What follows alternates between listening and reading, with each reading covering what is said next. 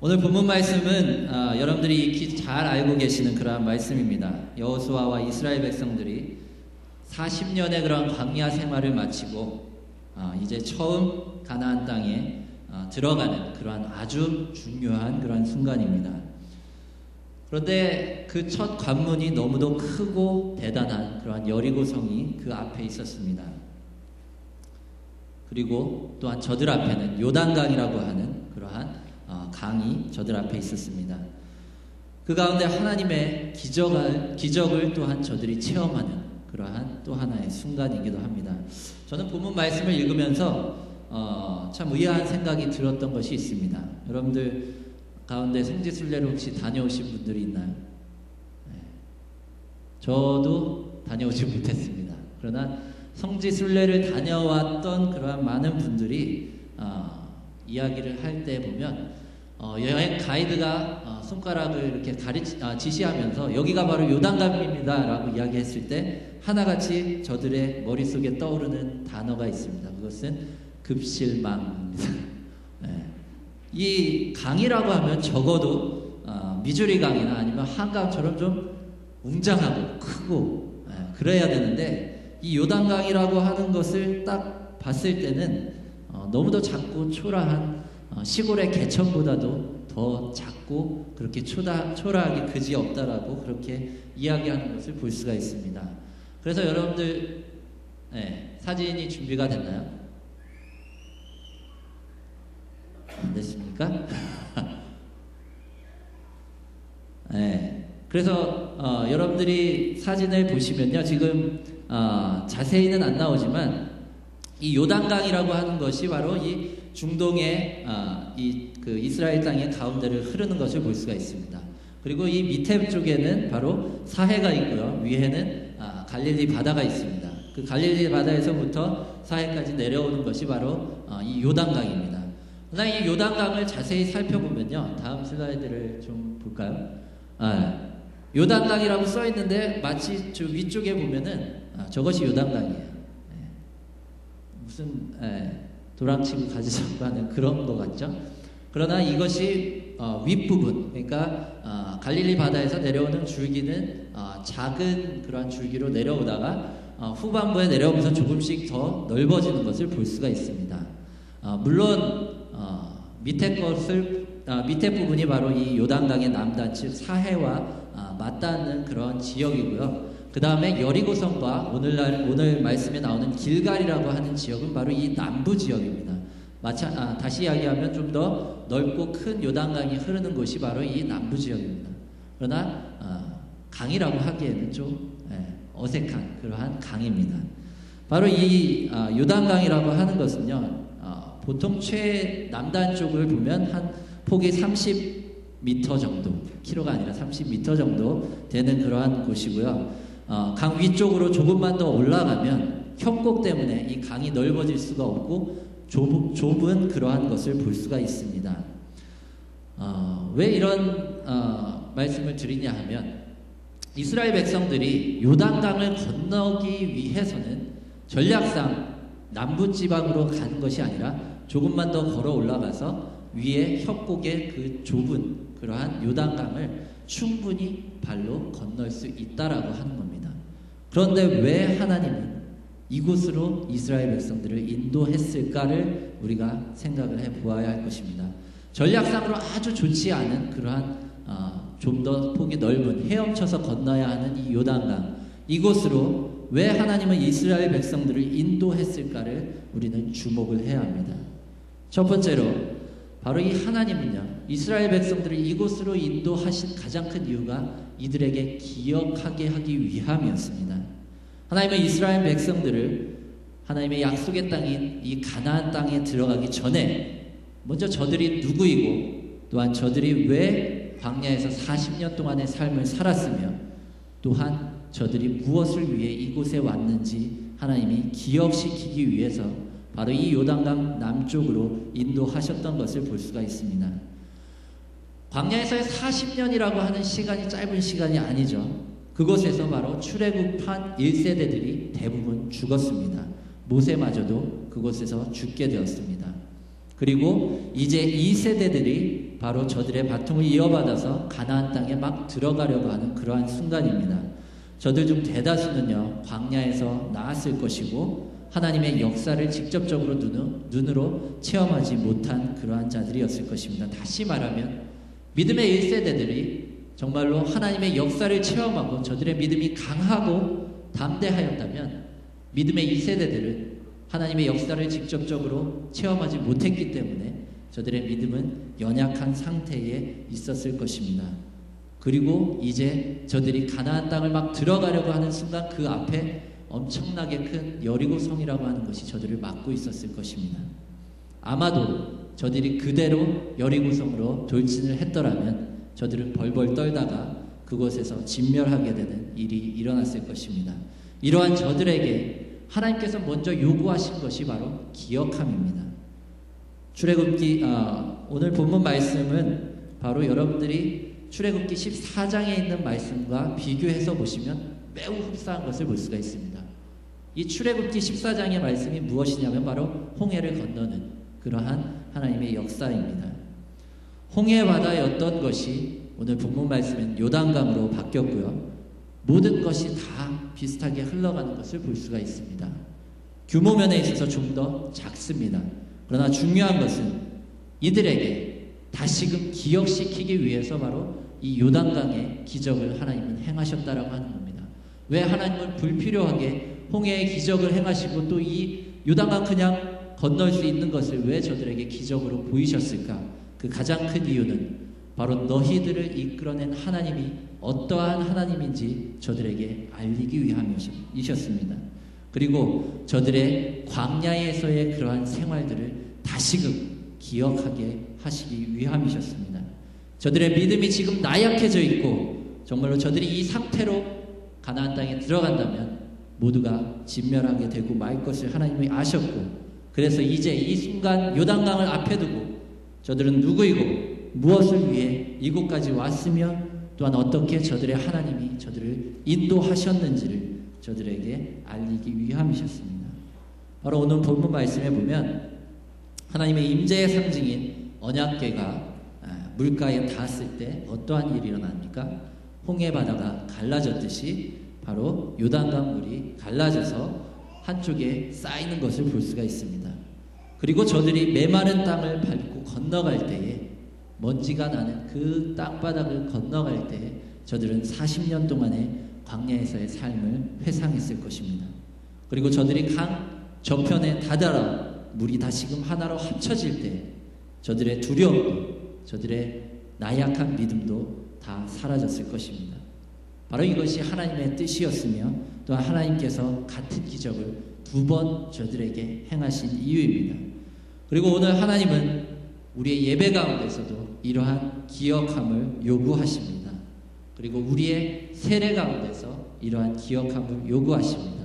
과연 나는 누구이고 무엇을 위해서 이 자리에 있으며 또한 하나님께서는 나를 통해 어떻게 역사하는가, 여러분들의 예배 가운데 여러분들의 세례 가운데 그러한 기억함이 있으시길 간절히 바랍니다. 그러한 기억함이 있을 때 날마다 하나님께서 역사하심과 나 자신을 다시금 생각할 때에 바로 우리의 마음 가운데 두려움이 사라지고 강한 믿음이 자리 잡게 됨을 믿으시기 바랍니다. 2번째로는요, 이 요단강을 건너는 기적의 역사는 바로 하나님께서 무엇을 요구하셨느냐, 바로 우상을 버림을 뜻합니다. 난데없이 무슨 우상입니까? 여러분들 이스라엘 백성들은요, 모세가 시내산에 들어갔을 때 40일 동안 머물 때 어떤 큰 죄를 저지릅니까? 우상 숭배를 하는 큰 죄를 저지릅니다. 40일이에요. 그러나 이제 이스라엘 백성들이 세월이 흘러서 저들이 그때의 일을 또한 까마득히 잊고 있습니다. 그리고 이제 가나안 땅에 들어가야 하는 그러한 순간입니다. 그러나 여러분들이 성경을 통해서 많이 아시겠지만, 그리고 고대 근동의 그러한 역사들을 보면 이 가나안이라고 하는 곳은요, 정말로 많은 그러한 우상 숭배들이 있었고 많은 신들과 신화들이 자리하는 것이 바로 이 가나안, 이 지중해 연안의 그러한 나라들이었습니다. 바로 오늘 본문 말씀 가운데 하나님의 언약궤가 이 물을 갈랐다라고 하는 의미는 당시 가나안 종교와의 관계에 있어서 상당히 상당한 의미가 있는 것이었습니다. 당시 우가릿이라고 하는 그러한 지중해 연안에 큰 나라가 있었습니다.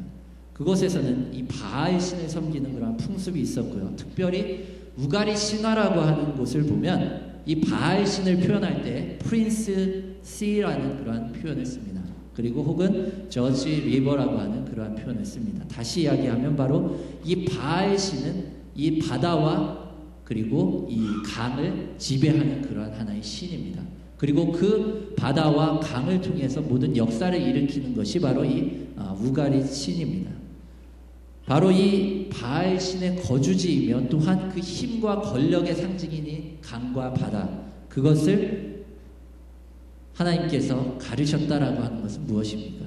바로 하나님께서 이 바알 신과 싸워서 그것을 이겨냈다라고 하는 것을 바로 이스라엘 백성들에게 보여주기 위함입니다. 성경에서도요, 욥기나 이사야서 혹은 시편에 보면 바다와 강을 이 신화적인 요소로 표현할 때 용과 비유를 합니다. 다시 이야기하면 하나님께서 지금 이 요단강 앞에서 이스라엘에게 보이는 것은 단순히 저들에게 기적을 행하는 것이 아니라 저들과 또한 그 앞에 있는 여리고 성에 있는 사람들에게 봐라, 하나님께서 지금 이 이방 신과 싸워서 능히 이기신다라고 하는 것을 보여주기 위함이었습니다. 본문 10절 말씀에 어떻게 이야기합니까? 살아계신 하나님이 너희 가운데 계시사 가나안 족속과 헷 족속과 히위 족속과 브리스 족속과 기르가스 족속과 아모리 족속과 여부스 족속을 너희 앞에서 반드시 쫓아내실 줄을 이것으로써 너희가 알리라. 이것으로써 너희가 그 증표로 삼을 것이다 라고 기록하고 있습니다. 다시 이야기하면 이때 당시의 그러한 고대 근동의 그러한 역사를 보면 바로 인간의 삶은 바로 신의 삶과 항상 맞물려 있는 것을 볼 수가 있습니다. 저들의 누구의 신이 더 센가를 겨루는 그러한 이야기도 많이 등장을 하는 것을 볼 수가 있습니다. 다시 이야기하면 지금 하나님은 이스라엘 백성과 그리고 가나안 땅의 모든 족속들에게 보아라, 이것이 이제 앞으로 내가 이끄는 이스라엘 백성들이 너희를 쫓아내고 너희와 함께 싸워서 이겨서 승리할 것이다 라고 하는 것을 선포하는 것을 볼 수 있습니다. 다시 이야기하면 바로 하나님만이 유일한 저들의 신이며 또한 유일한 하나님이다 라고 하는 것을 이방 민족에게, 이스라엘 족속에게 선포하시는 것을 볼 수가 있습니다. 바로 이 요단강이라고 하는 것은요, 이 요단강을 건넜다라고 하는 것은 바로 너희의 하나님은 바로 나 여호와 하나님 한 분뿐이라고 하는 것을 저들에게 선포하는 것을 알 수가 있습니다. 그리고 이스라엘 백성 또한 그것을 인정하는 그러한 순간이었던 것을 알 수가 있습니다. 오늘날 우리의 예배 가운데 그리고 세례 예식 가운데도 이러한 우리의 죄를 회개하고 악한 영의 세력을 거부하는 그러한 예식이 있습니다. 이 모든 것들이 바로 이 요단강을 건너듯이 우리의 모든 예배와 우리의 모든 삶 가운데 우상을 숭배하는 것을 없애고 하나님만을 오직 여호와 하나님으로 고백하는 그러한 역사가 바로 우리의 예배 가운데, 우리의 세례 예식 가운데 있는 줄 믿으시기 바랍니다. 이 시간 여러분들의 세례를 기억하십시오. 그리고 이 시간의 예배를 함께 생각하십시오. 그 가운데 고백하시길 바랍니다. 하나님만이 여러분의 하나님이시며 하나님만이 이 땅 가운데 참 하나님이신 줄 믿으시기 바랍니다. 그때 하나님께서 여러분들을 축복의 땅으로 인도하십니다. 세 번째는요, 이 요단강을 건넌다라고 하는 의미는 바로 하나님의 약속의 땅에 들어가기 이전에 먼저 정결례를 행하는 것이었습니다. 유대인들의 풍습 가운데 정결례라고 하는 것이 있습니다. 이것은 커다란 물구덩이를 만들어 놓는 거예요. 그리고 이들이 회당에서 예배를 하기 이전에 그 물구덩이를 통과합니다. 물이 한 발목까지 차 있는 것을 통과하고 그리고 그 앞에 물 두멍이 있습니다. 그래서 그곳에서 손을 씻고 하나님께 나아가기 이전에, 하나님의 전에 나아가기 이전에 나의 마음과 나의 몸을 깨끗이 씻는다라고 하는 그러한 정결례의 예식이 있습니다. 이것이 오늘날 개신교에 와서 세례 예식으로 바뀌었습니다. 그리고 엄격히 따지자면 우리 기독교의 그러한 전통에 따르면 항상 교회의 예배당의 앞에는 항상 세례반이 있어야 해요. 그래서 예배 전에 들어오기 전에 그곳에서 손을 씻고 항상 나의 세례를, 내가 죽음으로부터 하나님께서 이끄신, 그리고 나의 모든 죄를 씻는 그런 하나의 예식이 항상 예배 전에 있어야 합니다. 그러나 오늘날 많은 개신교회들은 그러한 것들을 잊고 그냥 살아가게 되는 것을 볼 수가 있습니다. 하나의 형식이지만 그 가운데 우리가 다시 한번 나의 몸과 마음을 하나님 앞에 씻는다라는 그러한 의미를 담고 있습니다. 바로 이 요단강의 기적을요, 바로 우리의 몸과 마음을 깨끗이 씻고 하나님 앞에 나아가기 위한 하나의 준비였습니다. 이것이 또한 그 이후에 유대교의 그러한 이스라엘의 역사를 보면 세례 요한이 어디에서 세례를 주었습니까? 바로 요단강에서 세례를 주었습니다. 예수님이 어디에서 세례를 받으셨습니까? 바로 요단강에서 세례를 받으셨습니다. 이 모든 것들이 바로 이 요단강이라고 하는 것은 이들이 항상 무언가 하나님 앞에 내 자신을 내어드릴 때, 혹은 하나님 앞에 정결례를 행할 때 바로 이 요단강을 이용했던 것을 볼 수가 있습니다. 정말 우리의 세례는 우리를 사망 가운데서 우리를 생명으로 인도하는 역사임과 동시에 우리가 날마다 그것을 기억하고 또한 우리를 정결케 하는 그러한 역사일 줄 믿으시기 바랍니다. 그리고 마지막으로 이 요단강을 건넌다라고 하는 것은 바로 죽음으로부터 구원에 이르는 그러한 걸음걸이였습니다. 40년이라는 광야 생활 여러분도 한번 생각해 보십시오. 아무것도 없습니다. 선인장밖에 없습니다. 그 가운데 하나님이 예비하시지 않았다면 먹을 것도 마실 것도 없는 죽음의 길을 무려 40년 동안이나 이들이 걸었던 것을 볼 수가 있습니다. 그리고 이제 바로 생명의 길로 들어서려는 그 순간 바로 이 요단강이 저들 앞에 있는 것입니다. 바로 이 요단강을 건넌다라고 하는 것은 비로소 이제 하나님의 구원받은 백성이 된다라고 하는 의미를 갖고 있습니다. 이것은 홍해를 건넜던 믿음의 1세대들도 마찬가지의 그러한 삶이었습니다.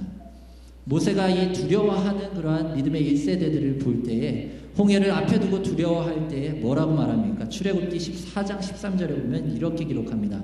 너희는 두려워하지 말고 가만히 서서 여호와께서 너희를 위하여 행하시는 구원을 보라 라고 선포하는 것을 볼 수가 있습니다. 바로 이스라엘 백성에게 이 요단강은 또 하나의 죽음의 공포이며 죽음의 두려움이었습니다. 그리고 또한 하나님의 약속에 대한 불신이었습니다. 그 순간 하나님은 저들에게 뭐라고 말씀하십니까? 두려워 말고 가만히 서서 너희를 위하여 행하시는 여호와의 구원을 보라. 그리고 건너라.